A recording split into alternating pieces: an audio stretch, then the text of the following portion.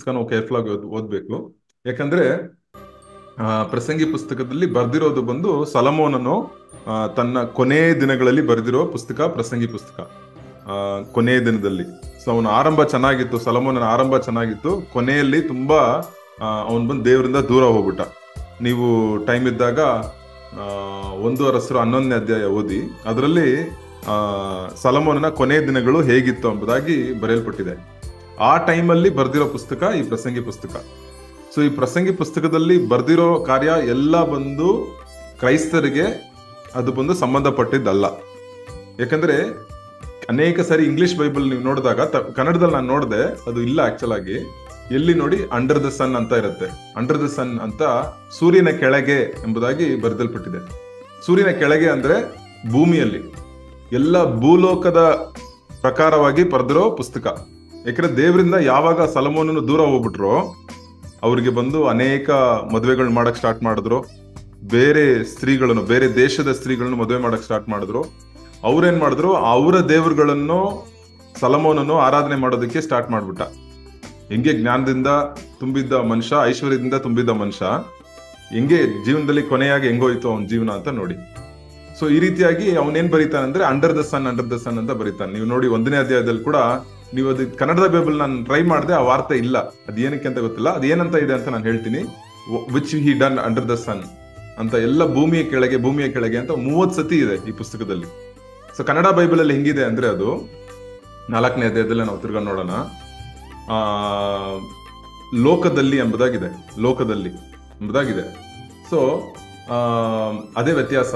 English ಅಲ್ಲಿ under the sun ಅಂತ ಇದೆ, ಕನ್ನಡದಲ್ಲಿ ಲೋಕದಲ್ಲಿ ಅಂತ ಇದೆ. ಸೊ ಲೌಕಿಕ ಪ್ರಕಾರವಾಗಿ ಅನೇಕ ಕಾರ್ಯಗಳನ್ನು, ಅವರು ಗಮನಿಸೋ ಕಾರ್ಯಗಳನ್ನು ಬರಿತಾ ಇದ್ದಾರೆ ಇಲ್ಲಿ ನೋಡಿ. ಆಮೇಲೆ ತಿರುಗಿ ದೃಷ್ಟಿಸಿ ಲೋಕದಲ್ಲಿನ ಎಂಬುದಾಗಿದೆ. ಅಂದ್ರೆ ಲೋಕದಲ್ಲಿ ಏನ್ ನಡೀತಿದೆ ಅದನ್ನ ಮಾತ್ರ ಅವರು ಹೇಳ್ತಾ ಇದ್ದಾರೆ. ಸೊ 2 ರೀತಿಯಾದ ಜೀವನ ಉಂಟು. ಓಕೆ, ಸೂರ್ಯನ ಕೆಳಗಿರುವ ಜೀವನ ಅಂದ್ರೆ ಲೌಕಿಕ ಜೀವನ, ಲೋಕ ಅಷ್ಟೇ ನನ್ಗೆ, ಅದ್ರಲ್ಲಿ ಈ ರೀತಿಯಾಗಿರುತ್ತೆ. ಎಲ್ಲ ವ್ಯರ್ಥ, ಜ್ಞಾನ ವ್ಯರ್ಥ, ನಾವು ಏನ್ ಸಾಧನೆ ಮಾಡ್ತೀವಿ ಎಲ್ಲ ವ್ಯರ್ಥ, ನಮ್ ಕೆಲಸ ವ್ಯರ್ಥ, ಅನ್ಯಾಯ, ಎಲ್ಲ ಲೋಕ ಬಂದು ಬರೀ ಅನ್ಯಾಯ ಜಾಗ. ಮನುಷ್ಯನಿಗೂ ಮೃಗಕ್ಕೆ, ನೆನ್ನೆ ನೀವು ಓದಿರ್ತೀರಾ, ಮನುಷ್ಯನಿಗೂ ಮೃಗಕ್ಕೂ ವ್ಯತ್ಯಾಸನೇ ಇಲ್ಲ ಅಂತ ಬರಿತಾ ಇದ್ದಾನೆ. ಇದು ಬಂದು ನಾವು ಕೇರ್ಫುಲ್ ಆಗಿ ಓದ್ಬೇಕು. ಯಾಕಂದ್ರೆ ಇದು ಬಂದು ಬೈಬಲ್ನ ಸತ್ಯ ಅಲ್ಲ, ಬೈಬಲ್ ಹೇಳೋ ಸತ್ಯ ಅಲ್ಲ. ಒಬ್ಬ ಪಾಪಿ ಕೊನೆಯ ದಿನಗಳಲ್ಲಿ ಸೊಲೊಮೋನನು ಪಾಪದಲ್ಲಿದ್ದಾಗ ಬರ್ದಿರೋ ವಾರ್ತೆಗಳು. ಸೊ ಇನ್ನೊಂದು ರೀತಿಯಾದ ಜೀವನ ಇದೆ. ನಮ್ಮ ಜೀವನ ಏನಂದ್ರೆ, ಇವಾಗ ನೀವು ಕ್ರೈಸ್ತರಾಗಿ ನಾವೆಲ್ಲ ಈ ಬೈಬಲ್ ಸ್ಟಡಿಗೆ ಬಂದಿದ್ದೀವಿ. ಸೊ ನಮ್ಮ ಜೀವನ ಅಂದ್ರೆ ಲೈಫ್ ಅಂಡರ್ ದ ಸನ್. ಯೇಸು ಕ್ರಿಸ್ತನ ಕೆಳಗಿದೆ, ಕುಮಾರನ ಕೆಳಗಿರುವ ಜೀವನ, ಸೂರ್ಯನ ಕೆಳಗಿರೋ ಜೀವನ. 2 ರೀತಿಯಾದ ಜೀವನ ಇದೆ. ಈ ಪ್ರಸಂಗಿ ಪುಸ್ತಕದಲ್ಲಿ ನೀವು ನೋಡಿದಾಗ 1ರಿಂದ 5ನೇ ಅಧ್ಯಾಯದಲ್ಲಿ ಈ ಅನೇಕ ಕಾರ್ಯಗಳನ್ನ ನೀವು ಆಮೇಲೆ ಹೋಗಿ ನೋಡ್ಬೋದು. ನಾನು ಸುಮ್ಮನೆ ಇಂಗ್ಲಿಷ್ ಅಲ್ಲಿ ಬರ್ದಿಟ್ಟಿದ್ದೀನಿ. ಆಮೇಲೆ ಲೈಫ್ ಅಂಡರ್ ದ ಸನ್ ಅಂದ್ರೆ ಕೆಲವು ಮಧ್ಯದಲ್ಲಿ ಅವಾಗವಾಗ ದೇವರಲ್ಲಿರೋ ಜೀವಿತದ ಬಗ್ಗೆ ಸೊಲೊಮೋನನು ಹೇಳ್ತಾನೆ. ಯಾಕಂದ್ರೆ ಅವನು ಎಷ್ಟೇ ಪಾಪ ಮಾಡಿರ್ಬೋದು, ಹಳೆಯ ಜೀವಿತ, ದೇವ್ರ ಜೊತೆ ಇರೋ ಜೀವಿತ ಅವನಿಗೆ ಜ್ಞಾಪಕ ಇದೆ. ಸೊ ಅವಾಗ ಬರೀತಾನೆ, ದೇವರು ಬಂದು ಎಲ್ಲಕ್ಕೊಂದು ಸಮಯ ಇಟ್ಟಿದ್ದಾರೆ, ದೇವರು ಹೃದಯದಲ್ಲಿ ತಮ್ಮ ನಿತ್ಯವನ್ನು ನಮ್ಮ ಹೃದಯದಲ್ಲಿ ಇಟ್ಟಿದ್ದಾರೆ, ಜೀವನ ಬಂದು ಒಂದು ಗಿಫ್ಟು, ಎಲ್ಲವೂ ನಿರಂತರವಲ್ಲ ಎಂಬುದಾಗಿ ಕೆಲವು ಒಳ್ಳೆ ಕಾರ್ಯಗಳನ್ನು ಹೇಳಿದ್ದಾರೆ. ಆದ್ರೆ ಅದು ಮಧ್ಯದಲ್ಲಿ ಅಷ್ಟೇ, ಸ್ವಲ್ಪ ಕಮ್ಮಿ ನೋಡಿ, ಇಲ್ಲಿ ಇಷ್ಟೇ ಇದೆ. ಬಟ್ ಲೋಕದ ಕೆಳಗೆ ಹೆಂಗಿದೆ ಎಂಬುದಾಗಿ, ಲೋಕನೇ ವ್ಯರ್ಥ ಅನ್ಕೊಂಡು ಜೀವನನೇ ಮಾಡಬಾರ್ದು, ಸತ್ರೆ ಪರವಾಗಿಲ್ಲ ಅಂತೆಲ್ಲ ಬರೀತಾರೆ. ಸೊ ನೋಡಿ, ಎಷ್ಟು ಒಂದು ಐಶ್ವರ್ಯವಂತನೋ, ಎಷ್ಟು ಒಂದು ಜ್ಞಾನಿಯೋ, ಕೊನೆಯಲ್ಲಿ ಹೆಂಗೆ ಬಂದು ಅವ್ರು ಮಾತಾಡೋದು ಅಂತ ಹೇಳುತ್ತೆ. ಬೈಬಲ್ ಯಾವಾಗ್ಲೂ ತಮ್ಮ ಕೆಲವು ಪುಸ್ತಕಗಳು ನೀವು ಓದಿರ್ತೀರಾ, ಒಂದು ಹೀರೋ ಬಗ್ಗೆ ಏನೋ ಪುಸ್ತಕ ಬರ್ದಿರ್ತಾರೆ ಅನ್ಕೊಳ್ಳಿ, ಆ ಹೀರೋನ ಬರೀ ಮೇಲೆತ್ತಾನೆ ಇರ್ತಾರೆ ಅಷ್ಟೇ. ಆ ಹೀರೋ ತಪ್ಪೇ ಮಾಡಕ್ಕಾಗಲ್ಲ. ಆ ಹೀರೋ ಬಂದು ಅಷ್ಟು ಹೀರೋ ತರ ಇರ್ತಾರೆ ಅವ್ರು ಬಂದು ಅವ್ರು ತಪ್ಪು ಬಗ್ಗೆ ಬರ್ದಿರೋದೇ ಇಲ್ಲ. ಬಟ್ ಅಂದ್ರೆ ಬೈಬಲ್ ಹಂಗಲ್ಲ.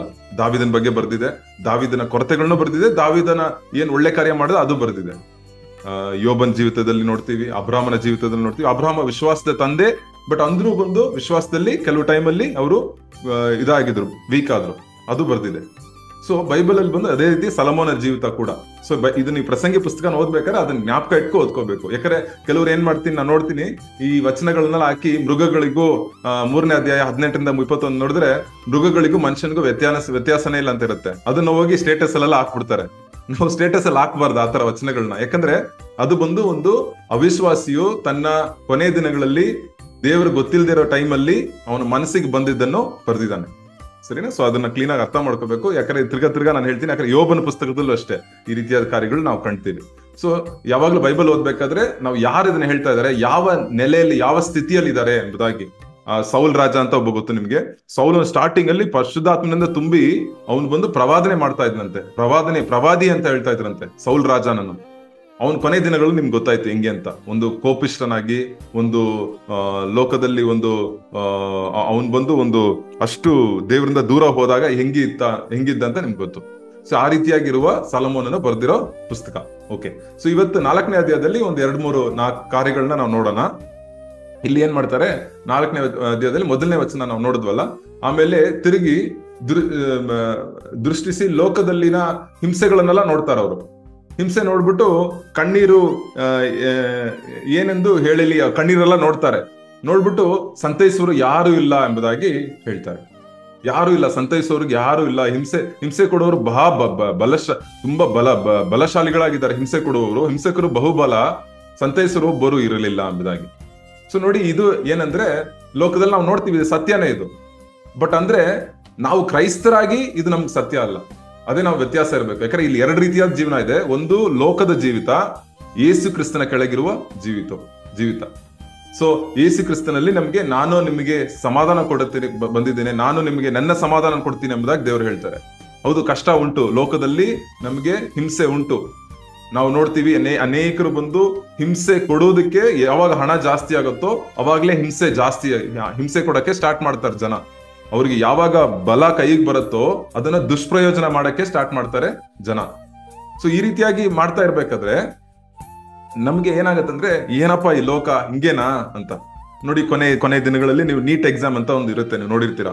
ಆ ನೀಟ್ ಎಕ್ಸಾಮ್ಗೆ ಎಷ್ಟೋ ಮಕ್ಕಳು ಬಂದು ಕಷ್ಟಪಟ್ಟು ಓದಿರ್ತಾರೆ. ಅದರಲ್ಲೂ ಕೂಡ ಆ ನ್ಯಾಯವಾಗಿರ್ಬೇಕು ನೀಟ್ ಎಕ್ಸಾಮ್ ಎಂಬುದಾಗಿ ಅವ್ರು ಬರ್ದಿರ್ತಾರೆ. ಎಷ್ಟೋ ಜನಕ್ಕೆ ಡಾಕ್ಟರ್ ಆಗ್ಬೇಕಂತ ಆಸೆ ಇದ್ದಿರುತ್ತೆ. ಬಟ್ ಅವ್ರು ಬರ್ದಿರೋ ಕಣ್ಣೀರಿಂದ 24 ಲಕ್ಷ ಸ್ಟೂಡೆಂಟ್ಸ್ ಬರ್ದ್ರು ಆ ಎಕ್ಸಾಮ್ನ. 24 ಲಕ್ಷ, ಅದರಲ್ಲಿ 1 ಲಕ್ಷ ಜನಕ್ಕೆ ಮಾತ್ರನೇ ಸೀಟ್ ಸಿಗೋದು. ಸೊ 24 ಲಕ್ಷ ಜನ ಕಷ್ಟಪಟ್ಟು ಬರ್ದಾಗ ಕೊನೆಯಲ್ಲಿ ಅದೇನೋ ತಪ್ಪು ಬಂದಾಗ ಏನಾಯ್ತು, ಅದು ಬಂದು ತುಂಬಾ ಬೇಜಾರಾಗುತ್ತೆ, ಬೇಸರ ಆಗ್ಬಿಡುತ್ತೆ. ಏನಪ್ಪಾ ಜೀವನ ಅಂತ. ಮೊನ್ನೆ ಪೇಪರ್ ಅಲ್ಲಿ ಓದ್ತಾ ಇದ್ದೆ, ಒಂದ್ ಮಗಳು ಒಂದು ಚಕ್ಕದಾಗ ಓದಿದ್ಲಂತೆ, ಚೆನ್ನಾಗಿ ಓದಿದ್ಲಂತೆ. ಅವಳಿಗೆ ಮಾರ್ಕ್ಸ್ ಕಮ್ಮಿ ಬಂದ್ಬಿಡ್ತಂತೆ. ತಕ್ಷಣವಾಗಿ ಅವ್ರ ಅಪ್ಪ ಬಂದು ಅವ್ರು ಆ ದಿನ ಕೆಲ್ಸಕ್ಕೆ ಹೋಗಿಲ್ವಂತೆ. ಅವ್ರ ಮಗಳ ಜೊತೆನೆ ಫುಲ್ ದಿನ 2 ದಿನ ಇದ್ರಂತೆ. ಏನಕ್ಕೆ ಅಂದ್ರೆ ಅವಳು ಈ ಅನೀತಿಯನ್ನು ನೋಡಿ, ಈ ಲೋಕದಲ್ಲಿರೋ ಅನೀತಿಯನ್ನು ನೋಡಿ ಅವಳು ಏನೇ ಮಾಡ್ಕೊಂಡ್ಬಿಡ್ಬಾರ್ದು ಜೀವನನೇ ಒಂದು ನಿರೀಕ್ಷೆನೇ ಇಲ್ಲದೆ, ನಂಬಿಕೆನೇ ಇಲ್ಲ ಈ ಜೀವನದಲ್ಲಿ, ಈ ಜೀವನ ವೇಸ್ಟ್ ಅಂತ ಏನೋ ಮಾಡ್ಕೊಂಡ್ಬಿಡ್ಬಾರ್ದು ಅಂತ ಆ ತಂದೆ ಬಂದು ಹೇಳ್ತಾ ಇದ್ದೆ, ನನ್ನ ಮಗಳ ಜೊತೆನೆ 2 ದಿನ ನಾನಿದ್ದೆ ಕೆಲ್ಸಕ್ಕೆ ರಜಾ ಹಾಕ್ಬಿಟ್ಟು ಅಂತ. ಸೊ ಈ ರೀತಿಯಾಗಿ ನಿರೀಕ್ಷೆ ಇಲ್ದಿರೋ ಒಂದು ಜೀವನ. ಏನಪ್ಪಾ ಲೈಫ್ ಬಂತು ಹೋಯ್ತು, ಏನೋ ಇದ್ದೀವಿ ಮಾಡ್ತೀವಿ ಅಷ್ಟೇ, ನಾಳೆ ಸಾಯ್ತೀವಿ ಅಂತ ಜೀವನ ಅಲ್ಲ. 1 ಕೊರಿಂಥ್ಯ 15ನೇ ಅಧ್ಯಾಯದಲ್ಲಿ ಒಂದು ವಾಕ್ಯ ಇದೆ. ಏನ್ ಹೇಳ್ತಾರಂದ್ರೆ, ಲೋಕದ ಜನ ಕುಡಿಯೋಣ, ತಿನ್ನೋಣ, ನಾಳೆ ಹೆಂಗಿದ್ರೆ ಸಾಯ್ತೀವಿ ಎಂಬುದಾಗಿ ಇರುವ ಒಂದು ಮನಸ್ಥಿತಿ. ಅಂದ್ರೆ ಕ್ರೈಸ್ತನ ಮನಸ್ಥಿತಿ ಅಲ್ಲ. ದೇವರು ಬಂದು ನಮ್ಗೆ ಏನ್ ಹೇಳಿದ್ದಾರೆ, ದೇವರು ನಮಗೆ 2ನೇ ಕೊರಿಂಥ್ಯ 1ನೇ ಅಧ್ಯಾಯದಲ್ಲಿ ನೋಡ್ತೀವಿ, ಎಲ್ಲ ನಮ್ಮ ದುರ್ಬಲತೆಯಲ್ಲೂ, ನಮ್ಮ ಕಣ್ಣೀರಿನ ಸಮಯದಲ್ಲೂ ದೇವರು ನಮಗೆ ಆಶ್ರಯ ಕೊಡ್ತಾರೆ, ದೇವರು ನಮಗೆ ಸಮಾಧಾನ ಕೊಡ್ತಾರೆ. ಅದು ಬಂದು ಬರೀ ಯಾರ ಕೆಳಗಿದ್ದಾಗ, ನಾವು ಯೇಸು ಕ್ರಿಸ್ತನ ಕೆಳಗಿದ್ದಾಗ. ಸೊ ನಮ್ ಲೈಫ್ ಬಂದು ನಾವು ಯಾವತ್ತೂ ನೋಡ್ಕೋಬೇಕು, ನಾನು ಯಾರು ಕೆಳಗಿದ್ದೀನಿ, ನಾನು ಯೇಸು ಕ್ರಿಸ್ತ ಕೆಳಗಿದ್ದೀನ, ಯೇಸು ಕ್ರಿಸ್ತನಿಂದ ನಾನು ಮರುಜನ್ಮ ಹುಟ್ಟಿದ್ದೀನ, ಇಲ್ಲಂದ್ರೆ ಆತ್ಮದಿಂದ ಮರುಜನ್ಮ ಹುಟ್ಟಿದ್ದೀನ, ಇಲ್ಲಂದ್ರೆ ನಮ್ ಬರೀ ತಾಯಿನ ಗರ್ಭದಿಂದ ಒಂದ್ಸತಿ ಹುಟ್ಟಿದ್ದೀನ. ಎಲ್ಲ ಕ್ರೈಸ್ತರಿಗೂ ಎರಡು ಸತಿ ನಾವು ಹುಟ್ಟಿರ್ತೀವಿ. ಒಂದು ತಾಯಿನ ಗರ್ಭದಿಂದ ಒಂದ್ಸತಿ ಹುಟ್ಟಿದೀವಿ ಎಲ್ಲರೂ, ಅದು ಲೋಕದ ಜನರು ಎಲ್ಲರೂ. ಬಟ್ ಕ್ರೈಸ್ತರಿಗೆ 2 ಜನ್ಮ. ಏನಂದ್ರೆ 2ನೇ ಜನ್ಮ ಜನ್ಮ ಅಂದ್ರೆ 2ನೇ ಹುಟ್ಟುವಿಕೆ. ಏನಂದ್ರೆ ನಾವು ಆತ್ಮದಲ್ಲಿ ಮತ್ತೆ ಹುಟ್ಟಿದ್ದೇವೆ. ನಿಕೋದೇಮ ಎಂಬುದ ಒಬ್ಬ ದೇವ್ರನ್ನ ಏಸಪ್ಪ ನೋಡಕ್ ಬಂದ, ಅವನಿಗೆ ಬಂದು ಮೊದಲ ಸತಿ ಹುಟ್ಟಿದ್ದ. ಬಟ್ ಅವನಿಗೆ ಆತ್ಮಿಕ ಕಾರ್ಯಗಳು ಅರ್ಥ ಆಗಿಲ್ಲ, ಯಾಕಂದ್ರೆ ಅವನ್ ಬಂದು ಆತ್ಮದಿಂದ ಹುಟ್ಟಿಲ್ಲ ಅವನು. ಯಾಕಂದ್ರೆ ಯೇಸು ಕ್ರಿಸ್ತನನ್ನು ತನ್ನ ಸ್ವಂತ ರಕ್ಷಕರಾಗಿ ಅಂಗೀಕಾರ ಮಾಡ್ಲಿಲ್ಲ. ಸೊ ಇವಾಗ ನಾವು ಲೋಕದಲ್ಲಿ ನಾವು ನೋಡ್ತೀವಿ, ಅನೀತಿಯನ್ನು ನೋಡ್ತೀವಿ. ಜನ ಬಂದು ಶ್ರೀಮಂತರು, ಹಣ ಇರೋರು, ಅವರಿಗೆ ಖ್ಯಾತಿ ಇರೋರು ಬಂದು ಜನರನ್ನ ಬಂದು ದುಷ್ಪ್ರಯೋಜನ ಮಾಡೋದು ನಾವು ನೋಡ್ತೀವಿ. ಬಟ್ ನಮ್ ಜೀವನ ಬರೀ ಸೂರ್ಯನ ಕೆಳಗಲ್ಲ. ಇಲ್ಲಿ ಬಂದು ನಾವು ನೋಡ್ತೀವಲ್ಲ, ಲೈಫ್ ಅಂಡರ್ ದ ಸನ್, ಸೂರ್ಯನ ಕೆಳಗೆ ಲೋಕದ ಜೀವನ ಮಾತ್ರ ಅಲ್ಲ. ಕಾಣುವ ಕಾರ್ಯಗಳು ನಿರಂತರವಲ್ಲ, ಕಾಣದೇ ಇರೋ ಕಾರ್ಯಗಳು ನಿರಂತರ ಎಂಬುದಾಗಿ ಬೈಬಲ್ ಅಲ್ಲಿ ಬರ್ದಿದೆ. ಸೊ ಅದರಿಂದ ನಮಗೆ ಈ ಜೀವನ ಬಿಟ್ಟು ನಮಗೆ ಒಂದು ಜೀವಂತ ನಿರೀಕ್ಷೆ ಉಂಟು ಅಂತ 1 ಪೇತ್ರದಲ್ಲಿ 1ನೇ ಅಧ್ಯಾಯದಲ್ಲಿ ನಾವು ನೋಡ್ತೀವಿ. ನಮ್ಗೆ ಲೈಫ್ ಬಂದು, ನಾವು ತುಂಬಾ ಜನ ಅನ್ಕೋತಾರೆ, ಅಯ್ಯೋ ಸತ್ ಮೇಲೆ ನಮ್ ಮರಣನೇ ಲಾಸ್ಟ್ ಅಂತ ಅನ್ಕೊಂಡ್ಬಿಡ್ತಾರೆ. ಬಟ್ ಅದಲ್ವೇ ಅಲ್ಲ, ಅದು ದೊಡ್ಡ ಸುಳ್ಳು. ನಮ್ಗೆ ಬೈಬಲ್ ನೋಡಿದ್ವಿ, ನಾನು ನಿಮಗೆ ಜೀವವು ಪರಿಪೂರ್ಣವಾಗಿರುವ ಜೀವನ ಕೊಡೋಕೆ ಬಂದಿದ್ದೀನಿ ಅಂತ ಏಸಪ್ಪ ಹೇಳಿದ್ದಾರೆ. ಸೊ ಅದರಿಂದ ನಮ್ಗೆ ಎಷ್ಟೇ ಬಂದು ಕಣ್ಣೀರು ಎಷ್ಟೇ ಇದ್ದಿದ್ರು ನಾವು ಬಂದು ಬೇರೆಯವರಿಗೆ ನಾವು ಸಮಾಧಾನ ಕೊಡೋದಕ್ಕೆ ನಾವು ಪ್ರಯಾಸ ಮಾಡ್ತೀವಿ. ಎರಡನೇ ತಪ್ಪಾದ ಮೈಂಡ್ ಸೆಟ್ ಏನಂದ್ರೆ, ಇದು ನಾನು ಆಲ್ರೆಡಿ ನಾನು ಹೇಳ್ಬಿಟ್ಟೆ ಸ್ವಲ್ಪ, ನಾವು ಬಂದು ಅನೇಕ 2-3ನೇ ವಚನ ಯಾರ ದಯವಿಟ್ಟು ಓದ್ತೀರಾ? 2-3ನೇ ವಚನ ಇಲ್ಲಿ. ಇದನ್ನು ನೋಡಿ ಇನ್ನು ಜೀವದಿಂದಿರುವವರಿಗಿಂತ ಸತ್ತವರೇ ಮೇಲೆಂದು ಹೊಗಳಿದನು. ಹೌದು, ಈ ಉಭಯರಿಗಿಂತಲೂ ಇನ್ನು ಹುಟ್ಟದೆ ಲೋಕದಲ್ಲಿನ ಅಧರ್ಮವನ್ನು ನೋಡದೆ ಇರುವವನೇ ಲೇಸೆಂದು ತಿಳಿದುಕೊಂಡೆನು. ಇದು ನಮ್ಗೆ ಈ ವಚನ ಅಲ್ಲ, ದಯವಿಟ್ಟು ಸ್ಟೇಟಸ್ ಅಲ್ಲಿ ಹಾಕ್ಬಿಡ್ಬಾರ್ದು ನಾವ್ ಯಾರು. ಯಾಕಂದ್ರೆ ಇದು ಒಂದು ಸುಳ್ಳು, ಇದು ತಪ್ಪಾದ ಮನಸ್ಥಿತಿ. ಯಾಕಂದ್ರೆ ನಾವು ಬಂದ್ಬಿಟ್ಟು ಯಾವ್ದು ಇದೆ ನಮಗೆ ಬಂದು ಈ ಲೋಕದಲ್ಲಿ ಇರುವ ಅಧರ್ಮವನ್ನು ನಾವು ನೋಡ್ತೀವಿ.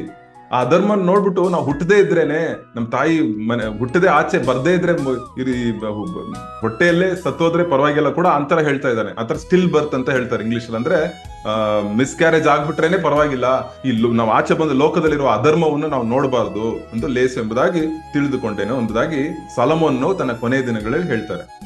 ಇದು ತಪ್ಪಾದ ಒಂದು ಮನಸ್ಥಿತಿಯ ಮತ್ತೆ. ಯಾಕಂದ್ರೆ ನಮ್ಗೆ ಗೊತ್ತು, ಈ ಲೋಕದಲ್ಲಿ ನಮ್ಗೆ ಎಷ್ಟೇ ಕಣ್ಣೀರು ಎಷ್ಟೇ ಕಷ್ಟಗಳಿದ್ರು ಬಂದು ನಮ್ ಜೊತೆ ಪರಿಶುದ್ಧಾತ್ಮನು ಇದ್ದಾರೆ. ಅವ್ರು ಬಂದು ನಮ್ಮನ್ನು ನಡೆಸ್ತಾ ಇದ್ದಾರೆ, ಅವ್ರನ್ನ ನಮಗೆ ಪ್ರೋತ್ಸಾಹ ಮಾಡ್ತಾ ಇದ್ದಾರೆ, ನಮ್ಗೆ ನಂಬಿಕೆ ಕೊಡ್ತಾ ಇದ್ದಾರೆ. ಅವ್ರು ಬಂದು ನಮಗೆ ಒಂದು ಸಂತೋಷ, ದುಃಖದ್ರೂ ಅದ್ರಲ್ಲಿ ಒಂದು ಸಂತೋಷ ಕೊಡ್ತಾರೆ. ಮುಖ ಬಂದು ಒಂದ್ ವೇಳೆ ನಮ್ಗೆ ಅದು ಬಂದು ಮುಖ ನೋಡಿದ್ರೆ, ಮುಖ ಬಗ್ಗೆ ನಮ್ಗೆ ಲೋಕದಲ್ಲಿ ಬಂದು ನಮ್ಗೆ ಆ ಸೀಟ್ ಸಿಕ್ಕಿರೋದಿಲ್ಲ, ನಮ್ಗೆ ಆ ಮಾರ್ಕ್ಸ್ ಸಿಕ್ಕಿರೋದಿಲ್ಲ, ಬಟ್ ಅದ್ರಲ್ಲೂ ಒಂದು ನಂಬಿಕೆ. ನನ್ ಮೊನ್ನೆ ಒಂದು ಹುಡುಗಿ ಬಂದು ನೀಟ್ ಎಕ್ಸಾಮ್ ಬರ್ದಿದ್ಲು, ಅವಳು ಬರ್ದ್ಬಿಟ್ಟು ಮಾರ್ಕ್ಸ್ ಕಮ್ಮಿ ಬಂದ್ಬಿಟ್ಟಿತ್ತು, ತುಂಬಾ ಬೇಜಾರಾಗಿದ್ಲು. ನಾನು ಹೇಳ್ದೆ, ನಮ್ಮ ದೇವ್ರ ವಾಕ್ಯ ಏನ್ ಹೇಳುತ್ತೆ ಗೊತ್ತಾ? ನಮ್ಮ ಕೈಯಿನ ಪ್ರಯಾಸವನ್ನು ದೇವ್ರು ಆಶೀರ್ವದಿಸ್ತಾರೆ. ನೀನ್ ಬರೀ ಡಾಕ್ಟರ್ ಆಗಿನೇ ನೀನು ಚೆನ್ನಾಗಿರ್ಬೇಕೆಂಬುದಾಗಿ ದೇವ್ರ ಬಂದು ಚಿತ್ತ ಅಲ್ಲ. ನೀನ್ ಏನ್ ಮಾಡಿದ್ರು ದೇವ್ರು ನಿನ್ನ ಕೈನ ಪ್ರಯಾಸ ಆಶೀರ್ವದಿಸ್ತೀನಿ ಅಂತಾರೆ. ದೇವ್ರಿಗೆ ನೀನ್ ಬರೀ ಡಾಕ್ಟರ್ ಕೈನ ಮಾತ್ರ ಆಶೀರ್ವದಿಸ್ತೀನಿ, ಇಂಜಿನಿಯರ್ ಕೈನ ಮಾತ್ರ ಆಶೀರ್ವದಿಸ್ತೀನಿ ಅಂತ ದೇವ್ರು ಯಾವತ್ತೂ ಹೇಳಿಲ್ಲ. ನಿನ್ನ ಕೈನ ಪ್ರಯಾಸ ಅದು ಏನೇ ಇರ್ಬೋದು, ಅದು ನೀನ್ ಏನೇ ಮಾಡ್ಬೋದು, ಅದು ಚಿಕ್ಕ ಕೆಲಸವಾಗಿರ್ಬೋದು, ಅದನ್ನು ನೀನು ಆಶೀರ್ವದಿಸ್ತೀನಿ ಎಂಬುದಾಗಿ ದೇವ್ರು ಹೇಳ್ತಾರೆ ಎಂಬುದಾಗಿ ನಾನು ಅವಳಿಗೆ ಹೇಳಿದೆ. ಸೊ ಯಾಕಂದ್ರೆ ಈ ಕಾಲದಲ್ಲಿ ಬಂದ್ಬಿಟ್ಟು ಈ ಎಕ್ಸಾಮ್ ಈ ಟೈಮಲ್ಲಿ ಬಂದು ಮಾರ್ಕ್ಸ್ ಕಮ್ಮಿ ಬಂತು, ನನಗೆ ಈ ಸೀಟ್ ಸಿಕ್ಕಿಲ್ಲ, ಅದ್ ಸಿಕ್ಕಿಲ್ಲ ಅಂತ ತುಂಬಾ ಬೇಜಾರಾಗತ್ತೆ ತುಂಬಾ ಜನಕ್ಕೆ. ಬಟ್ ಅದನ್ನ ನೀವು ಆತರ ಅನ್ಕೊಂಬೇಡಿ. ಒಂದ್ ವೇಳೆ ನಿಮ್ಗೆ ಅಂತ ಅನ್ಕೊಂಡ್ರು, ಒಂದ್ ವೇಳೆ ಮಾರ್ಕ್ಸ್ ಕಮ್ಮಿ ಬಂದಿದ್ರು, ದೇವ್ರು ನಿಮ್ಗೆ ಅಂತ ಒಂದು ದಾರಿ ಇಟ್ಟಿದ್ದಾರೆ. ದೇವ್ರು ಬಂದು ಈ ಅನ್ಯಾಯಗಳನ್ನು ನೋಡ್ಬೇಡಿ. ಅಯ್ಯೋ ನಂಗೆ ಹಣ ಇದ್ದಿದ್ರೆ ಚೆನ್ನಾಗಿರೋದು, ಅಯ್ಯೋ ನಮ್ಮ ಅಪ್ಪ ಅಮ್ಮ ಆಸ್ತಿ ಸೇರಿಸಿಟ್ಟಿದ್ರೆ ಚೆನ್ನಾಗಿರೋದು, ನಾನು ಬಿಸ್ನೆಸ್ ಮಾಡ್ಬಿಡ್ತಿದ್ದೆ, ಹಿಂಗ್ ಮಾಡ್ತಿದ್ದೆ, ಹಂಗೆಲ್ಲ ಯೋಚನೆ ಬರುತ್ತೆ. ಆತರ ಅನ್ಕೊಳ್ಳೇಬೇಡಿ. ಈ ಲೋಕದಲ್ಲಿ ನಡೆಯುವ ಅಧರ್ಮವನ್ನು ನೋಡಿ ನೀವು ಇದಾಗ್ಬಿಡ್ಬೇಡಿ. ಯಾಕಂದ್ರೆ ನಾವು ಯಾರ ಕೆಳಗೆ ಜೀವನ ಮಾಡ್ತಾ ಇದೀವಿ? ಕ್ರೈಸ್ತನ ಕೆಳಗೆ, ಸೂರ್ಯನ ಕೆಳಗಲ್ಲ, ಕ್ರೈಸ್ತನ ಕೆಳಗೆ. Not under the sun but under the son of God, ದೇವರ ಮಗನ ಕೆಳಗೆ ನಾವು ಜೀವನ ಮಾಡ್ತಾ ಇದ್ರಿ. ಸೊ ತಿರ್ಗಾ ಇದು ಬಂದು ನಮ್ಗೆ ಗೊತ್ತು, ಇದು ಒಂದು ತಪ್ಪಾದ ಮನಸ್ಥಿತಿ ಎಂಬುದಾಗಿ. ಆಮೇಲೆ 4ನೇ ವಚನದಿಂದ 6ನೇ ವಚನದಲ್ಲಿ ಇನ್ನೊಂದು ಕಾರ್ಯವನ್ನು ಸಕ್ಸಸ್ ಬಗ್ಗೆ ಬರೀತಾರೆ. ಸಾಮಾನ್ಯವಾಗಿ ಏನಾಗುತ್ತೆ ಅಂದ್ರೆ, ನಮಗೆ ಯಶಸ್ಸು ಬಂದ್ರೆ ನೆರೆಯವರನ್ನು ಅವ್ರು ಬಂದು ನಮ್ಮೇ ಜೆಲಸ್ ಆಗ್ತಾರೆ, ಅಸೂಯೆ ಅಂದ್ರೆ ಲೈಕ್ ನಮ್ಮ ಮೇಲೆ ಹೊಟ್ಟೆ ಕಿಚ್ಚಿಪಡ್ತಾರೆ ಜನ ಎಂಬುದಾಗಿ ಬರೆಯಲ್ಪಟ್ಟಿದೆ 4ನೇ ವಚನದಲ್ಲಿ 6ನೇ ವಚನ. ಖಂಡಿತ ಇದು ಬಂದು ಸಾಧಾರಣವಾದ ಕಾರ್ಯ. ನೋಡಿ, ಲೋಕದ ಜನ ಬಂದು ಅವ್ರು ಯಾಕಂದ್ರೆ ಎಲ್ಲಿ ಜೀವನ ಮಾಡ್ತಾ ಇದಾರೆ, ತಿರ್ಗಾ ಹೇಳ್ತಾ ಇದೀನಿ ಇದನ್ನ, ಸೂರ್ಯನ ಕೆಳಗೆ ಜೀವನ ಮಾಡೋರು ಎಲ್ಲಿ ನೋಡ್ತಾ ಇರ್ತಾರೆ? ಬರೀ ಇದನ್ನೇ ನೋಡ್ತಾ ಇರ್ತಾರೆ. ಎಲ್ಲಿ? ಭೂಮಿನೇ ನೋಡ್ತಾ ಇರ್ತಾರೆ ಅಷ್ಟೇ. ಭೂಮಿಯಲ್ಲಿ ನನಗೆ ಎಷ್ಟು ಯಶಸ್ಸು, ಭೂಮಿಯಲ್ಲಿ ನನಗೆ ಎಷ್ಟು ಜನ ಲೈಕ್ ಮಾಡ್ತಾ ಇದ್ದಾರೆ, ಭೂಮಿಯಲ್ಲಿ ನಾನು ಹೆಂಗ್ ಮೇಲ್ ಬಂದೆ, ಅದನ್ನೇ ನೋಡ್ತಾ ಇರ್ತಾರೆ. ಬಟ್ ಕ್ರೈಸ್ತನ ಕೆಳಗೆ ಜೀವನ ಮಾಡೋ ಜನ ಹೆಂಗಿರ್ತಾರೆ? ದೇವ್ರು ನಮ್ಮ ಹೃದಯದಲ್ಲಿ ಇದ್ದಾರೆ, ದೇವ್ರು ನಮ್ಮ ನಡೆಸ್ತಿದ್ದಾರೆ, ದೇವ್ರು ನಮಗೆ ಲೌಕಿಕವಾಗಿ ಯಶಸ್ಸು ಕೊಟ್ಟಿಲ್ಲ ಅಂದ್ರೂ ಪರವಾಗಿಲ್ಲ, ತಮ್ಮ ಮಗನನ್ನೇ ನಮಗೆ ಸ್ವಂತ ರಕ್ಷಕನಾಗಿ ಕೊಟ್ಟಿದ್ದಾರೆ ಎಂಬುದಾಗಿ ನಮ್ಮ ಯಶಸ್ಸು ಬೇರೆ ತರ ಯಶಸ್ಸು. ಲೋಕದ ಜನರ ಯಶಸ್ಸು ಬರೀ ಚಿನ್ನ, ಬಂಗಾರ, ಗಾಡಿ, ಮನೆ ಅಷ್ಟೇ ಅವ್ರ ಯಶಸ್ಸು. ಬಟ್ ಒಂದು ಆತ್ಮಿಕ ಮನುಷ್ಯನ ಯಶಸ್ಸು ಬೇರೆ ರೀತಿಯಾಗಿರುತ್ತೆ. ಅವನ್ ಬಂದು ಅವಾಗ ಏನಾಗತ್ತೆ ಅಂದ್ರೆ, ಲೋಕಕ್ಕೆ ಜನ ಇವಾಗ ಒಬ್ಬ ಗಾಡಿ ತಗೊಂಡ್ಬಿಟ್ಟ, ಒಬ್ಬ ಒಳ್ಳೆ ಕೆಲಸ ಸಿಕ್ಬಿಟ್ರೆ ಅವನ್ಗೆ ಹೊಟ್ಟೆ ಕಿಚ್ಚು ಬಂದ್ಬಿಡುತ್ತೆ ಇನ್ನೊಬ್ಬನಿಗೆ, ಫ್ರೆಂಡ್ಗೆ. ಯಾಕಂದ್ರೆ ನೋಡು, ಅವನಿಗೆ ಸಿಕ್ಬಿಡ್ತು, ನನಗ್ ಸಿಕ್ಕಿಲ್ಲ. ಅದೇನು? ಯಾಕಂದ್ರೆ ಅವ್ರ ನಂಬಿಕೆನೇ ಅದ್ರ ಮೇಲಿದೆ. ಅದಕ್ಕೆ ಯಾಕಂದ್ರೆ ಲೈಫಲ್ಲಿ ಇದೆಯಪ್ಪ, ಲೈಫ್ ಬಂದು ಜೀವನ ಮಾಡೋದೇ ನಾನು ಒಳ್ಳೆ ಸಂಪಾದನೆ ಮಾಡ್ಬೇಕು, ನಾನು ಒಳ್ಳೆ ಇದಾಗಬೇಕು ಅಂತ. ಅದು ಅಲ್ಲ, ಅದು ಮಾತ್ರವಲ್ಲ, ಖಂಡಿತ ದೇವ್ರು ಬಂದು ನಮಗೆ ನಮ್ಮ ಕೈಯಿನ ಪ್ರಯಾಸನ ಆಶೀರ್ವದಿಸಿ ನಮಗೆ ಒಂದು ಯಶಸ್ಸನ್ನು ಕೊಡ್ತಾರೆ.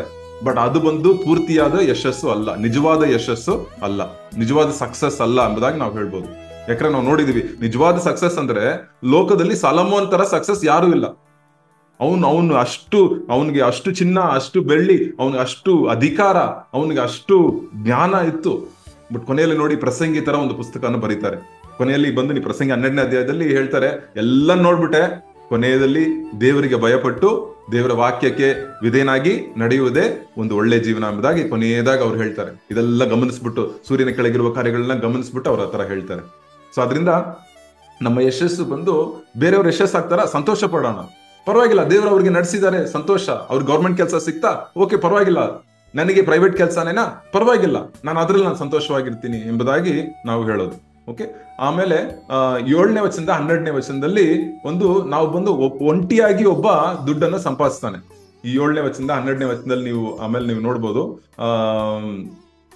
ತಿರ್ಗಾ ಹೇಳ್ತಾನೆ, ಲೋಕದಲ್ಲಿ ಮತ್ತೊಂದು ವ್ಯರ್ಥವಾದ ವಿಷಯವನ್ನು ಕಂಡೇನು ಅಂತ ಹೇಳ್ತಾನೆ. ಬ್ರದರ್ ಓದ್ತೀರಾ? 8ನೇ ವಚನ ಓದ್ತೀರಾ? ಲೋಕದಲ್ಲಿ ಮತ್ತೊಂದು ವ್ಯರ್ಥ ವಿಷಯವನ್ನು ಕಂಡೆನು, ಎರಡನೆಯವನಿಲ್ಲದೆ ಒಬ್ಬಂಟಿಗನೊಬ್ಬನಿದ್ದಾನೆ, ಅವನಿಗೆ ಅಣ್ಣ ತಮ್ಮಂದಿರೂ ಇಲ್ಲ, ಮಕ್ಕಳು ಇಲ್ಲ, ಆದರೂ ಅವನ ಶ್ರಮೆಗೆ ಪಾರವಿಲ್ಲ, ಧನದಿಂದ ಅವನ ಕಣ್ಣಿಗೆ ತೃಪ್ತಿ ಇಲ್ಲ. ನಾನು ಸುಖವನ್ನು ತೊರೆದು ಯಾರಿಗೋಸ್ಕರ ಪ್ರಯಾಸ ಪಡುತ್ತಲೇ ಇದ್ದೇನೆ ಅಂದುಕೊಳ್ಳುವನು. ಇದು ವ್ಯರ್ಥ, ಕೇವಲ ಪ್ರಯಾಸವೇ ಸರಿ. ಸರಿ, ಸಾಕು ಬದ. ಸೊ ಏನಾಯ್ತು ನೋಡಿ, ತಿರ್ಗಾ ಒಬ್ಬನೇ ಬಂದು ಏನ್ ಮಾಡ್ತಾನೆ, ಅವನು ಪ್ರಯಾಸ ಪಡ್ತಾ ಇದ್ರು. ಒಬ್ಬನೇ ಏನಾದ್ರು ಮಾಡಿ ನನ್ ಮೇಲ್ ಬಂದ್ಬಿಡ್ಬೇಕು, ಲೈಫಲ್ಲಿ ಮೇಲ್ ಬಂದ್ಬಿಡ್ಬೇಕು, ನನ್ ಮದುವೆ ಆಗಿಲ್ಲ ಅಂದ್ರೂ ಪರವಾಗಿಲ್ಲ, ನನ್ ಮಕ್ಳಿಲ್ಲ ಅಂದ್ರೂ ಪರವಾಗಿಲ್ಲ, ನನ್ ಫ್ರೆಂಡ್ಸ್ ಇಲ್ಲ ಅಂದ್ರೂ ಪರವಾಗಿಲ್ಲ, ನಾನು ಎಲ್ಲರಿಗಿಂತ ಮೇಲ್ ಬರ್ಬೇಕು ಅಂತ ಪ್ರಯಾಸ ಪಡೋದು. ಅದು ನೋಡಿ ಒಂದು ಅವಿಶ್ವಾಸಿಗೆ ಅದು ಗೊತ್ತಾಗ್ಬಿಡುತ್ತೆ, ಅದು ಬಂದು ವ್ಯರ್ಥ ಎಂಬುದಾಗಿ. ಯಾಕೆಂದ್ರೆ ಏನು ಮುಖ್ಯ ನಮ್ಮ ಲೈಫಲ್ಲಿ? ಏನು ಮುಖ್ಯ? ನಮ್ಮ ಹಣಕ್ಕಿಂತ ಅದು ಬಂದು ಏನ್ ಹೇಳ್ತಾನೆ, ಧನವು ಅಲ್ಲಿ ಬರ್ದಿದೆಯಲ್ಲ, ಧನವು ಏನಂತೆ, ಅದು ಬಂದು ತೃಪ್ತಿ, ಅವನ ಕಣ್ಣಿಗೆ ತೃಪ್ತಿ ಇಲ್ಲ, ಧನದಿಂದ ಅವನ ತೃಪ್ತಿ ಇಲ್ಲ ಅವನ ಕಣ್ಣಿಗೆ. ಇದು ನಮ್ಗೆಲ್ಲರಿಗೂ ಗೊತ್ತು.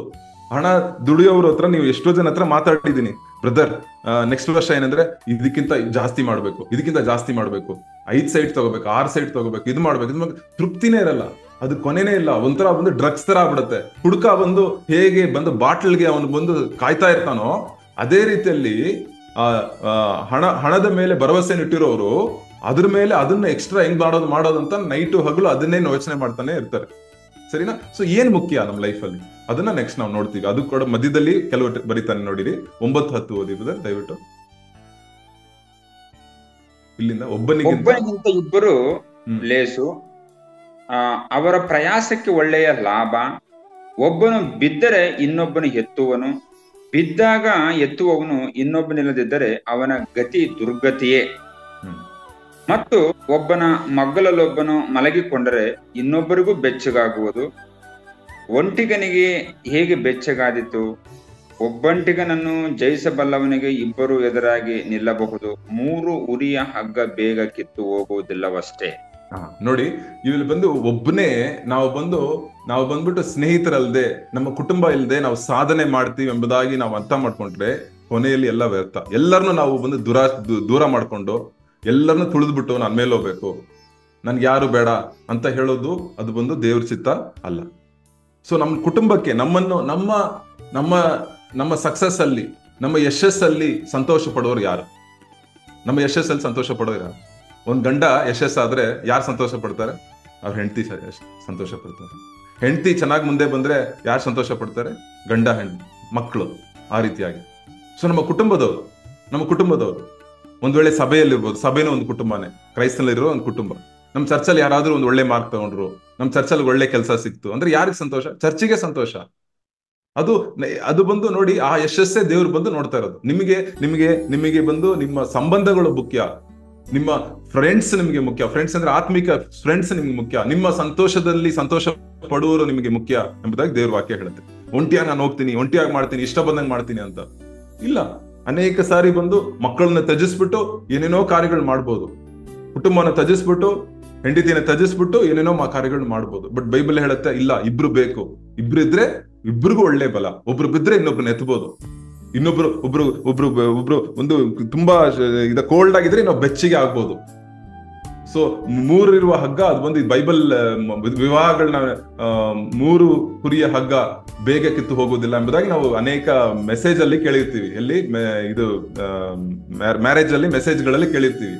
3 ಕುರಿಯ ಹಗ್ಗ ಅಂದ್ರೆ ಏನ್ ಹೇಳ್ಬೋದು? ಒಂದ್ ವೇಳೆ ಗಂಡ, ಹೆಂಡತಿ, ದೇವ್ರು 3 ಜನ ಇದ್ದಾಗ ಅದು ಬಂದು ಈ ಬೇಗನೆ ಕಿತ್ತು ಹೋಗೋದಿಲ್ಲ ಎಂಬುದಾಗಿ. ಇಲ್ಲಿ ಒಂದ್ ವೇಳೆ ಸಲಮೋನ್ ಬರ್ದಿರ್ಬೇಕಾದ್ರೆ ಏನ್ ಯೋಚನೆ ಮಾಡಿರ್ಬೋದು, ಗಂಡ ಹೆಂಡತಿ ಮಕ್ಕಳು, ಸೊ ಸಂಬಂಧಗಳು ನಮ್ಮಲ್ಲಿ ಸಂತೋಷ ಪಡುವವರು, ನಮ್ಮಲ್ಲಿ ಬಂದು ನಮ್ಮ ಇದರಲ್ಲಿ ನಮ್ಮ ಖ್ಯಾತಿಯಲ್ಲಿ ಸಂತೋಷ ಪಡುವವರು. ಸೊ ಆ ರೀತಿಯಾಗಿ, ಸೊ ಅದರಿಂದ ಹಣಕ್ಕಿಂತ ಸಂಬಂಧಗಳು ತುಂಬಾ ಮುಖ್ಯ. ಹಣವನ್ನು ಮುಂದೆ ಇಟ್ಟು ಬೇರೆ ನನ್ನ ಬಲವನ್ನು ಮುಂದೆ ಇಟ್ಟು ಹೋಗುವವರು ಅವರ ಕೊನೆ ನೋಡಿ ಹೆಂಗಾಗಿತ್ತು. ಇಲ್ಲಿ ಸಲಮೋನ ಜೀವನ ಒಂದು ಪಾಠವನ್ನು ಹೇಳ್ತಾ ಇದ್ದಾನೆ, ಅವನ ಲೈಫ್ ಅಲ್ಲಿರುವ ಕಾರ್ಯಗಳನ್ನ ಹೇಳ್ತಾ ಇದ್ದಾನೆ. ಕೊನೆಯದಾಗಿ 13ರಿಂದ 16ನೇ ವಚನದಲ್ಲಿ ನಾವು ನೋಡ್ತೀವಿ. ಈ ವಚನ 13ನೇ ವಚನ ಓದಿ ದಯವಿಟ್ಟು. ಎಚ್ಚರದ ಮಾತಿಗೆ ಕಿವಿಗೊಡುವುದನ್ನು ಬಿಟ್ಟ ಮೂರ್ಖನಾದ ಮುದಿಯ ರಸನಿಗಿಂತ ಜ್ಞಾನಿಯಾದ ಬಡ ಯವನಸ್ಥನೇ ಮೇಲು. ನೋಡಿ, ತುಂಬಾ ಒಳ್ಳೆ ವಾಕ್ಯ ಇದು. ಏನಂದ್ರೆ ನೋಡಿ, ಅವಾಗವಾಗ ಸಲಮೋನು ಒಳ್ಳೆ ವಾಕ್ಯನ ಚೆನ್ನಾಗಿ ಬರೀತಾರೆ ಈ ಪ್ರಸಂಗಿ ಪುಸ್ತಕದಲ್ಲಿ. ಮೂರ್ಖವಾದ ಶ್ರೀಮಂತವಾದ ಅರಸನಿಗಿಂತ ಬಡವನಾದ ಒಂದು ಜ್ಞಾನ ತುಂಬಿರೋ ಯುವಕನು ಮೇಲೆಂಬುದಾಗಿ ಬರೆದಿಲ್ಪಟ್ಟಿದೆ. ಶ್ರೀಮಂತ ಆಗಿರ್ಬೋದು, ಅರಸನಾಗಿರ್ಬೋದು, ವಯಸ್ಸಾಗಿರ್ಬೋದು, ಬಟ್ ಮೂರ್ಖನಾಗಿದ್ದಾನೆ. ಬಟ್ ಆದ್ರೆ ಚಿಕ್ಕ ವಯಸ್ಸಿನ ಒಂದು ಯವನಸ್ಥನು ಅವನು ಜ್ಞಾನದಲ್ಲಿ ತುಂಬಿದ್ರೆ ಅದೇ ಮೇಲೆ. ಅವನು ಬಡವನಾಗಿರ್ಬೋದು, ಬಟ್ ಅಂದ್ರೂ ಅವನ ಜ್ಞಾನದಿಂದ ತುಂಬಿದ. ಸೊ ಬಡತನಕ್ಕಿಂತ ಜ್ಞಾನ ಎಷ್ಟು ಮೇಲಾದದು ಇಂಥ ಬಂದು ನಾವು ಇಲ್ಲಿ ನೋಡ್ತೀವಿ. ಸೊ ಅದ್ ಮಾತ್ರ ಅಲ್ಲ, ಲೋಕದಲ್ಲಿ ಇರುವ ಕಾರ್ಯಗಳು ನಾವು ಇಂಥ ಲೋಕದಲ್ಲಿ ಎಲ್ಲ ನೋಡಿ. ಇನ್ನು 15-16ನೇ ವಚನ ಓದಿಬೋದು. ಸೂರ್ಯನ ಕೆಳಗೆ ಚಲಿಸುವ ಜೀವಂತರೆಲ್ಲ ರಾಜನಿಗೆ ಪ್ರತಿಯಾಗಿ ನಿಂತ ಯುವಕನಾದ ಈ ಎರಡನೆಯವನ ಪಕ್ಷ ವಹಿಸುವುದನ್ನು ನೋಡಿದೆನು. 16. ಇವನ ಆಧಿಪತ್ಯಕ್ಕೆ ಒಳಪಟ್ಟ ಎಲ್ಲಾ ಜನರ ಸಂಖ್ಯೆಯು ಅಪಾರ. ಇವನ ಆಳಿಕೆಯ ಕೊನೆಗಾಲದವರಾದರೋ ಇವನಲ್ಲಿ ಆನಂದಿಸಲಿಲ್ಲ. ಇದು ಗಾಳಿಯನ್ನು ಹಿಂದಟ್ಟಿದ ಹಾಗೆ ವ್ಯರ್ಥ. ನೋಡಿ, ಅವನು ಎಷ್ಟೇ ಆಡಳಿತ ಮಾಡಿದ್ರು ಅವನನ್ನು ಕೊನೆ ಇಲ್ಲ ಎಂಬುದಾಗಿ, ಅದು ಬಂದು ಜೀವನ ಅಷ್ಟು ಶಾರ್ಟ್ ಆಗಿದೆ ಎಂಬುದಾಗಿ, ಅವನು ಮರ್ತೋಗ್ಬಿಡ್ತಾರೆ ಎಂಬುದಾಗಿ ನಾವು ನೋಡ್ತೀವಿ. ಸೊ ಇಂಗ್ಲಿಷ್ ಅಲ್ಲಿ ಹೇಳಿದೆ ಏನಂದ್ರೆ, those who come later will not rejoice in. ಅವನಲ್ಲಿ ಸಂತೋಷ ಪಡಲ್ವಂತೆ. ನಿಮ್ಗೆ ಗೊತ್ತು, ಇವಾಗ ಆಲ್ರೆಡಿ ನಮ್ಮ ಕರ್ನಾಟಕ ರಾಜ್ಯದಲ್ಲಿ ಏನ್ ನಡೀತಾ ಇದೆ ಅಂತ. ಅಲ್ಲಿ ಬಂದ್ಬಿಟ್ಟು ಒಂದು ದೊಡ್ಡ ಖ್ಯಾತೆ ಉಳ್ಳ ಒಂದು ನಟ, ಅವ್ರು ಬಂದ್ಬಿಟ್ಟು ಅವ್ರಿಗೆ ಇಲ್ಲದೆ ಇರೋ ಫ್ಯಾನ್ಸ್ ಇಲ್ಲ, ಅವ್ರನ್ನ ಬಂದು ಅಷ್ಟು ಮೇಲೆ ಎತ್ತಾ ಇದ್ರು. ಅವ್ರು ಏನೇ ಮಾಡ್ಲಿ ಅವ್ರನ್ನ ದೇವರ ಸ್ಥಾನದಲ್ಲಿ ಇಟ್ಟಿದ್ರು, ಅವ್ರನ್ನ ಬಂದು ಇದ್ ಮಾಡ್ತಾ ಇದ್ರು. ಬಟ್ ಕೊನೆಯಲ್ಲಿ ನೋಡಿ, ಇವತ್ತು ಆ ಖ್ಯಾತಿ ಬಂದು ಎಲ್ಲಿ ತಂದು ಬಿಡ್ತು. ಸೊ ಅದರಿಂದಾನೇ ಒಂದ್ ವೇಳೆ ಬಡವನಾಗಿರ್ಬೋದು, ಯವನಸ್ಥನಾಗಿರ್ಬೋದು, ವಯಸ್ಸಲ್ಲಿ ಕಮ್ಮಿ ಆಗಿರ್ಬೋದು, ಬಟ್ ನಿನಗೆ ಜ್ಞಾನ ಇದ್ರೆ, ದೇವರು ಯೇಸು ಕ್ರಿಸ್ತನ ಕೊಡೋ ಜ್ಞಾನ ಇದ್ರೆ ಅದೇ ಮೇಲಾದದು. ಸೊ ಇಲ್ಲಿ ಇದರಲ್ಲಿ 4-5 ಕಾರ್ಯ ನಾವು ನೋಡಿದ್ವಿ. ಬೈಬಲ್ ಈ ಪ್ರಸಂಗಿ ಪುಸ್ತಕ ಓದ್ಬೇಕಾದ್ರೆ 2 ರೀತಿಯಾದ ಜೀವನ ಬಗ್ಗೆ ಬರೆದಿದೆ. ಸೊ ಅದನ್ನ ನಾವು ಕೇರ್ಫುಲ್ ಆಗಿ ಓದ್ಬೇಕು. ಸೂರ್ಯನ ಕೆಳಗಿರುವ ಜೀವನ, ಲೌಕಿಕ ಜೀವನ, ಈ ಲೋಕ ಮಾತ್ರ ನನ್ನ ಜೀವನ, ನನ್ನ ಲೈಫ್ ಅನ್ಕೊಂಡಿರೋ ಒಂದು ವಾಕ್ಯಗಳು ಅನೇಕ ಇದೆ. ಬಟ್ ಕೆಲವು ವಾಕ್ಯಗಳು ಬಂದು ಯೇಸು ಕ್ರಿಸ್ತನ ಕೆಳಗೆ ನಾವು ಮಾಡೋ ಜೀವನ, ಯೇಸು ಕ್ರಿಸ್ತನ ಮಾಡೋ ಜೀವನ ಅದು ಹೆಂಗಿರುತ್ತೆ ಅಂದಾಗ ನಾವು ನೋಡಿದ್ವಿ. ಸೊ ಅದರಿಂದ ನಾವು ಬಂದ್ಬಿಟ್ಟು ಒಂದ್ ವೇಳೆ ನಮ್ಗೆ ನಾವು ದಬಾಲಿಕರು ಅಂದ್ರೆ ನಾವು ಬಂದ್ಬಿಟ್ಟು ಒಂದರೆ ಅಧರ್ಮವನ್ನು ನೋಡಿ ನಾವು ಬೇಸರವಾದ್ರೂ ಕೂಡ ಅದ್ರ ದೇವ್ರು ಬಂದು ನಮ್ಮನ್ನು ನಡೆಸೋ ದೇವರಾಗಿದ್ದಾರೆ. ಅದು ಮಾತ್ರ ಅಲ್ಲ, ಒಂದ್ ವೇಳೆ ನಮ್ಗೆ ಅಯ್ಯೋ ಸತ್ತೋಗ್ಬಿಡೋಣ, ಲೈಫೇ ಯೂಸ್ ಇಲ್ಲ, ನಾವು ಸತ್ತೋಗೋಣ ಅಂತ ಯಾರಾದ್ರೂ ಆತರ ಯೋಚನೆ ಬಂದ್ರೆ ಅದು ದೇವರ ಮಕ್ಕಳ ಯೋಚನೆ ಅಲ್ಲ, ಅದು ಯೇಸು ಕ್ರಿಸ್ತನ ಪರಿಶುದ್ಧಾತ್ಮನಿಂದ ಬಂದಿರೋ ಯೋಚನೆ ಅಲ್ಲ. ನಮ್ ಜೀವನ ಮುಗಿಸ್ಕೊಂಡ್ಬಿಡ್ತೀನಿ, ಸತ್ತರೆ ಪರವಾಗಿಲ್ಲ, ಸತ್ತರೇನೆ ಜಾಸ್ತಿ ಪರವಾಗಿಲ್ಲ ಎಂಬುದಾಗಿ ಹೇಳೋದು ಬಂದು ಯೇಸು ಕ್ರಿಸ್ತನಿಂದ ಪರಿಶುದ್ಧಾತ್ಮನಿಂದ ಬರುವ ಯೋಚನೆ ಅಲ್ಲ ಎಂಬುದಾಗಿ ನಾವು ನೋಡಿದ್ವಿ. ಆಮೇಲೆ ನಮ್ಮ ಯಶಸ್ಸು ಬಂದು ಯಾವ್ದ್ರಲ್ಲಿ ಯಶಸ್ಸು ಬಗ್ಗೆ ನಾವು ನೋಡಿದ್ವಿ. ಹಣ ಬಂದು ಹೆಂಗೆ ಯಶಸ್ಸನ್ನು ತರತ್ತಾ, ಅದು ಎಲ್ಲಿ ತಗೊಂಡೋಗಿ ನಮ್ಮನ್ನ ಬಿಡತ್ತೆ ಎಂಬುದಾಗಿ ನೋಡಿದ್ವಿ. ಇನ್ನೊಂದೇ ನಾವು ನೋಡಿದ್ವಿ ಏನಂದ್ರೆ, ನಮ್ಮ ಸಾಧನೆಗಳನ್ನು ಯಾರ ಜೊತೆಯಲ್ಲಿದ್ದು ನಾವು ಬಂದು ನಮ್ಮ ಫ್ರೆಂಡ್ಸ್ ಜೊತೆ ಒಬ್ಬನಿಕ್ಕಿಂತ ಇಬ್ಬರು ಒಳ್ಳೆಯದು ಎಂಬುದಾಗಿ ನಾವು ನೋಡಿದ್ವಿ. ಸೊ ಹೇಗೆ ಬಂದು ನಮ್ಮ ಸಂಬಂಧಗಳು, ನಮ್ಮ ಫ್ರೆಂಡ್ಶಿಪ್ಸ್, ವಿಶೇಷವಾಗಿ ಆತ್ಮಿಕ ಸ್ನೇಹಗಳು, ನಮ್ಮ ಆತ್ಮಿಕ ಜೀವಿತದಲ್ಲಿರೋ ಸ್ನೇಹಗಳನ್ನು ನಾವು ಎಷ್ಟು ಬಹಳ ನಮ್ಮ ಲೈಫ್ ಮುಖ್ಯ ಎಂಬುದಾಗಿ ನಾವು ನೋಡಿದ್ವಿ. ವಿಶೇಷವಾಗಿ ಈ ಲೋಕದಲ್ಲಿ ಬಂದ್ಬಿಟ್ಟು ಇವಾಗ ನಮ್ಗೆ ಫ್ರೆಂಡ್ಸ್ ಬೇಜಾನ್ ಇರ್ಬೋದು. ಫೇಸ್ಬುಕ್ ಅಲ್ಲಿ ನೋಡಿದ್ರೆ 1000 ಫ್ರೆಂಡ್ಸ್ ಅಂತಾರೆ, 500 ಫ್ರೆಂಡ್ಸ್, 100 ಫ್ರೆಂಡ್ಸ್ ಇರ್ತಾರೆ. ಬಟ್ ನಿಜವಾಗ್ಲೂ ನಿಮ್ಮ ಹೃದಯನ ಅರ್ಥ ಮಾಡ್ಕೊಂಡಿರೋ, ನಿಮ್ಗಾಗಿ ಪ್ರಾರ್ಥನೆ ಮಾಡೋ, ನಿಮ್ಮ ಕಷ್ಟಗಳನ್ನು ತಿಳ್ಕೊಳ್ಳೋ, ನಿಮ್ಮ ಪಾಪಗಳಿಗಾಗಿ ಕಣ್ಣೀರಿಡೋ ಸ್ನೇಹಿತರು ಎಷ್ಟು ಜನ ಇದ್ದಾರೆ ನಿಮ್ಗೆ? ನಿಮ್ಮ ಪಾಪಗಳಿಗಾಗಿ ಕಣ್ಣೀರೋಡೋ ಸ್ನೇಹಿತರು ಎಷ್ಟು ಜನ ಇದ್ದಾರೆ? ಅದೇ ಮುಖ್ಯ, ಅದೇ ನಿಜವಾದ ಸ್ನೇಹಿತ ಈ ದಿನಗಳಲ್ಲಿ. ನನ್ನ ಕಷ್ಟಕ್ಕಾಗಿ ಕಣ್ಣೀರೋಡೋ ಸ್ನೇಹಿತರು ಎಷ್ಟು ಜನ ಇದ್ದಾರೆ? ನಮ್ಮ ಕಷ್ಟದಲ್ಲಿ ನಮ್ಮನ್ನ ದೂರ ಆಗ್ಬಿಟ್ಟು ಓಡುತ್ತಾರೆ, ಇಲ್ಲಾಂದ್ರೆ ನಮ್ಮ ಹಣ ಬಂದಾಗ ಹತ್ರ ಬರ್ತಾರೆ. ಆ ಸ್ನೇಹಿತರ ಬಗ್ಗೆ ನಾನು ಮಾತಾಡ್ತಿಲ್ಲ. ಆತ್ಮಿಕವಾದ ಸ್ನೇಹಿತರು ಎಷ್ಟು ಜನ ಇದ್ದಾರೆ? ಒಬ್ಬರ ಕಷ್ಟಗಳನ್ನು ಯೇಸು ಕ್ರಿಸ್ತನ ಬಂದು ಶಿಲುಬೆಗೆ ಹೋಗಕ್ಕೆ ಮುಂಚೆ ತುಂಬಾ ಮನಸ್ಸು ಬಹಳ ಬೇಜಾರಾಗಿತ್ತು, ಕಷ್ಟದಲ್ಲಿದ್ರು. ಅವಾಗ ಏನ್ ಹೇಳಿದ್ರು, ತಮ್ಮ ಸ್ನೇಹಿತರನ್ನು ಕರೆದ್ರು. ಪ್ರಥಮವಾಗಿ ಪೇತ್ರ, ಯೋಹಾನ, ಯಾಕೋಬನ್ ಕರೆದ್ಬಿಟ್ಟು ನನಗಾಗಿ ಪ್ರಾರ್ಥನೆ ಮಾಡ್ಕೊಳ್ಳಿ, ನನ್ನ ಮನಸ್ಥಿತಿ ಬಹಳ ಬೇಜಾರಾಗಿದೆ ಎಂಬುದಾಗಿ ಹೇಳೋದ್ಗಳಿಗೆ ಒಂದು ಸ್ನೇಹಿತರು. ಸೊ ಯೇಸು ಕ್ರಿಸ್ತನಿಗೆ ಆ ರೀತಿಯಾದ ಸ್ನೇಹಿತರು ಇದ್ರು ಲೋಕದಲ್ಲಿ ಇರ್ಬೇಕಾದ್ರೆ. ಸೊ ನಮಗೂ ಆ ರೀತಿಯಾದ ಸ್ನೇಹಿತರುಗಳು ಬೇಕು. ನಮ್ಮ ಕಷ್ಟದಲ್ಲಿ, ಕಣ್ಣೀರಲ್ಲಿ, ಲೋಕದಲ್ಲಿ ನಾವು ಒಂಟಿಯಾಗಿರಕ್ಕೆ ಸಾಧ್ಯ ಅಲ್ಲ. ದೇವರು ಆ ರೀತಿಯಾಗಿ ನಮ್ಮನ್ನು ನಡೆಸ್ತಾರೆ. ನಾವು ಪ್ರಾರ್ಥನೆ ಮಾಡೋಣ. ದೇವರೇ, ಈ ದಿನದಲ್ಲಿ ಕೂಡ ಇಲ್ಲಿ ನಮ್ಮ ಮುಂದೆ ಇಟ್ಟಿರುವ ಜ್ಞಾನದ ವಾಕ್ಯಗಳಿಗಾಗಿ ಸ್ತೋತ್ರ. ಅಪ್ಪ, ನಿಮ್ಮ ಪರಿಶುದ್ಧಾತ್ಮನ ನಮ್ಮನ್ನ ತುಂಬಿಸಿ. ಅಪ್ಪ, ನಾವು ಲೋಕದಲ್ಲಿ ಜೀವನ ಮಾಡ್ತಿದೀವಿ, ಹೌದು ದೇವರೇ. ಲೋಕದಲ್ಲಿ ಅಧರ್ಮವಿದೆ, ಲೋಕದಲ್ಲಿ ದೇವರೇ ಹಣದ ಹಿಂದೆ ಓಡುವ ಒಂದು ಜನಕೂಟವಿದೆ ದೇವರೇ. ಲೋಕವೇ ಇಷ್ಟು, ಲೋಕ ಮಾತ್ರನೇ ಜೀವನ ಎಂಬುದಾಗಿರುವ ಒಂದು ಕೂಟ ಇದೆ ದೇವರೇ. ಆದ್ರೂ ಕೂಡ ನಮ್ಮನ್ನು ಅದರಿಂದ ತೆಗೆದು, ಆ ಜನರಿಂದ ನಮ್ಮನ್ನು ತೆಗೆದು ಅಪ್ಪ, ನಿಮ್ಮ ಮಗನ ಕೆಳಗೆ ನಾವು ಜೀವನ ಮಾಡುವಂತೆ, ದೇವರ ಕೆಳಗೆ ನಾವು ಜೀವನ ಮಾಡುವಂತೆ ನಮ್ಗೆ ಸಹಾಯ ಮಾಡಿದರೆ ಅದಕ್ಕಾಗಿ ಸ್ತೋತ್ರ ದೇವರೇ. ನಮ್ಮ ಕೊನೆ ಈ ಲೋಕ ಅಲ್ಲ ದೇವರೇ, ನಮ್ಮ ಕೊನೆ ನಿಮ್ಮ ಹಸ್ತದಲ್ಲಿ ದೇವರೇ. ನಮ್ಮ ಜೀವನ ನಿಮ್ಮ ಕೈಲಿ ಒಪ್ಪಿಸಿಕೊಡ್ತೇವೆ. ನಮ್ಮನ್ನು ನಡೆಸಿ ದೇವರೇ. ನಾವು ಯಶಸ್ಸನ್ನು ಹಿಂದೆ ಓಡುವಾಗ, ಖ್ಯಾತೆ ಹಿಂದೆ ಓಡುವಾಗ ದೇವರೇ, ಅದನ್ನು ನಮ್ಮ ಸಂಬಂಧಗಳನ್ನ ಇಟ್ಟು ಅಪ್ಪ, ನಿಮ್ಮ ಆತ್ಮದಿಂದ ತುಂಬಲ್ಪಟ್ಟು ನಾವು ನಡೆಯುವಂತೆ ನಮ್ಗೆ ಸಹಾಯ ಮಾಡಿ. ಈ ದಿನದಲ್ಲಿ ನಮ್ಮನ್ನ ಆಶೀರ್ವದಿಸಿ, ನಮ್ಮನ್ನ ತುಂಬಿಸಿ, ನಿಮ್ಮ ಆತ್ಮದಿಂದ ತುಂಬಿಸಿ ನನ್ನ ನಡೆಸಿ. ಒಬ್ಬೊಬ್ಬರನ್ನು ಕೂಡ ದೇವರೇ, ಬಂದಿರೋ ಮೀಟಿಂಗ್ ಅಲ್ಲಿ ಬಂದಿರೋ ಒಬ್ಬೊಬ್ಬರು ಸಿಸ್ಟರ್ಸ್, ಬ್ರದರ್ಸ್, ಒಬ್ಬೊಬ್ಬರನ್ನ ಆಶೀರ್ವದಿಸಿ. ಈ ದಿನದಲ್ಲಿ ನಿಮ್ಗೆ ಬೇಕಾಗಿರುವ ಶಕ್ತಿಯನ್ನು ನೀವು ಕೊಡ್ಬೇಕೆಂಬುದಾಗಿ, ಪರಿಶುದ್ಧಾತ್ಮನ ಶಕ್ತಿಯನ್ನು ನೀವು ಕೊಡ್ಬೇಕೆಂಬುದಾಗಿ ನಾವು ಪ್ರಾರ್ಥನೆ ಮಾಡ್ತೀವಿ ದೇವರೇ. ನಾವು ಬೇಡಿಕೊಳ್ತೇವೆ, ನಿಮ್ಮ ಸಂಗಡ ನಾವು ಕೇಳ್ಕೊಳ್ತೇವೆ. ನಿಮ್ಮ ಆತ್ಮದಿಂದ ತುಂಬಿಸಿ, ನಮ್ಮ ಮೈಂಡ್ ಅನ್ನು ಹೊಸದಾಗಿ ಮಾಡಿ, ನಮ್ಮ ಮನಸ್ಥಿತಿ ಬೇರೆ ರೀತಿಯ ಕಾರ್ಯಗಳನ್ನು ನೋಡಿ ದೇವರೇ ಬೆಂಬಲ ಹೋಗಿರುವಾಗ ದೇವರೇ ನೀವು ದೇವರೇ ನಮಗೆ ಒಂದು ಹೊಸ ಮನಸ್ಥಿತಿಯನ್ನು ಕೊಡಿ, ಹೊಸ ಮನಸ್ಸನ್ನು ಕೊಡಿ. ನಮ್ಮ ಹೃದಯಗಳು ನಿಮ್ಮ ಮೇಲೆ ಇಡುವಂತೆ ನಮ್ಗೆ ಸಹಾಯ ಮಾಡಿ. ನಮ್ಮ ಕಣ್ಣುಗಳು ನಿಮ್ಮನ್ನೇ ನೋಡುವಂತೆ ಸಹಾಯ ಮಾಡಿ. ನಿಮ್ಮ ಮೇಲೆ ಇಟ್ಟು ದೇವರೇ, ಈ ಲೋಕದ ಜೀವನವನ್ನು ನಾವು ಓಡುವುದಕ್ಕೆ ನಿಮ್ಗೆ ಸಹಾಯ ಮಾಡಿ. ನಿಮ್ಮ ಪರಿಶುದ್ಧಾತ್ಮನ ಸಮಾಧಾನದಿಂದ ನಮ್ಮನ್ನು ತುಂಬಿಸಿ, ಆಶೀರ್ವದಿಸಿ. ಯೇಸು ಕ್ರಿಸ್ತನ ಮೂಲಕ ಕೇಳ್ತೇವೆ, ಆಮೇಲೆ.